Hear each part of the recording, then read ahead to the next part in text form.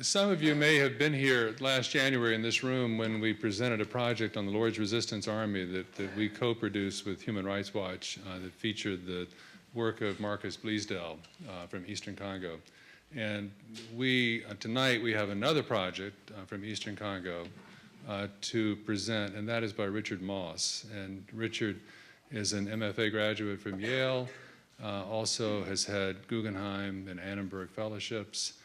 The project is infra. It's infrared photography on the conflict, the land displacement, the deforestation of Eastern Congo. And it's a unique approach to this issue.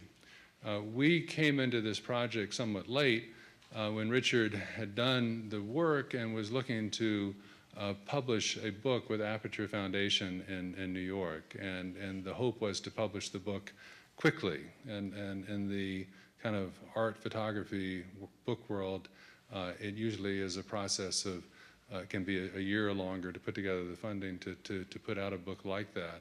And so we thought there was a lot of potential to use the book and Richard's work to bring attention to issues in the Congo, and so we agreed to co-publish it with Aperture. It's the first time we've done a book, and we're excited about it. So, Richard, if you can tell us about the work.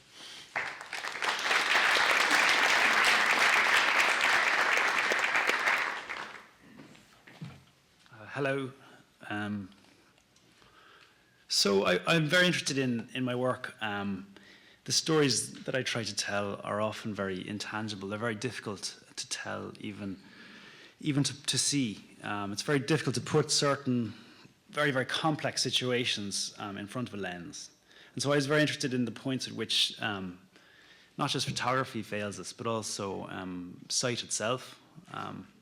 And so thinking through those themes, I became very interested in a certain type of military surveillance technology that had just recently become discontinued by Kodak.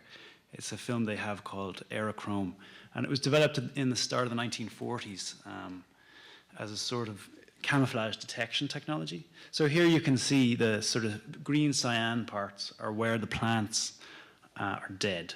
So the track there, you can see right in the middle, there's like a little path, and that's dead foliage, or it has no chlorophyll. So where there's chlorophyll in the happy, healthy plants, that goes pink or red. So we're looking into an invisible spectrum of light here, which is infrared light, which is invisible to the human eye. And it's registering that light in its own peculiar way. And I was fascinated by that, by this sort of peering into the hidden. Because Congo's conflict is very hidden on several levels, not least of which is the mass media level. People aren't that much interested in it anymore because we're saturated. It's too complex a story to tell. It's been going on for so many years. It'll never end for a while, sadly. So if you take, for example, a conflict like Darfur, it's a very sexy story in comparison. It's about, it's about genocide. It's about, it's very, you can say the northern Arabs versus the southern black animists. It's very simple, and so it's got a lot more coverage in spite of the fact that a lot fewer people have died. And in Congo, we have different rebel groups of constantly switching allegiance, many of them are nomadic, so they don't have infrastructure, they don't have architecture, they don't have bases, they don't have garrisons. They shift and they work in small units, and they sort of work through the jungle. So they're very hard to detect. And so I found this idea of infrared film a kind of great metaphoric leap for thinking through, for meditating on how to represent Congo's conflict.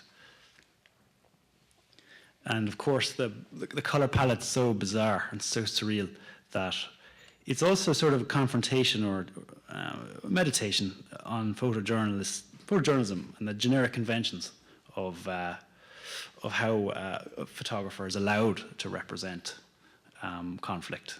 And often, photojournalists are sort of, their more familiar forms are sort of a blurry, grainy, black and white approach, which is the Robert Capa aesthetic.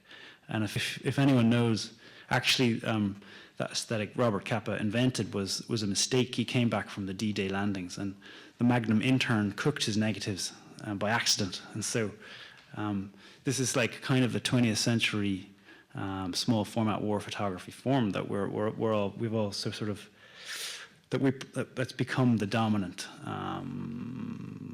aesthetic form for war. However, it's not the only one, and it was Susan Sontag once said in her book regarding the pain of others. She said that photojournalists are often guilty of flying low to avoid the ethic-aesthetic sort of problem dilemma, which comes when you try to represent aesthetically people's suffering. In other words, turning people's suffering into beautiful images or compelling images. And that's kind of avoided if you make the picture sort of contrived, deliberately ugly, grainy, blurry. But I'm very interested in pushing it the other way and actually embracing that aesthetic potential. And so this is a real color palette, the sort of bubblegum pinks. At the very simplest level, I'm trying to hammer over the head of the viewer's head to say, look, take another look, take a longer look. So they've also, these pictures have got like, I've taken for titles, for most of them, taken song titles.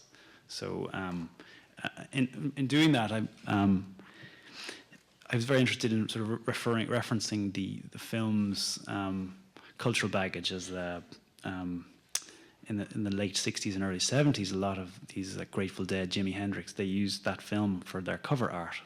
And so it's a kind of violation of photojournalism in a way of sort of thinking through what I feel is a broken genre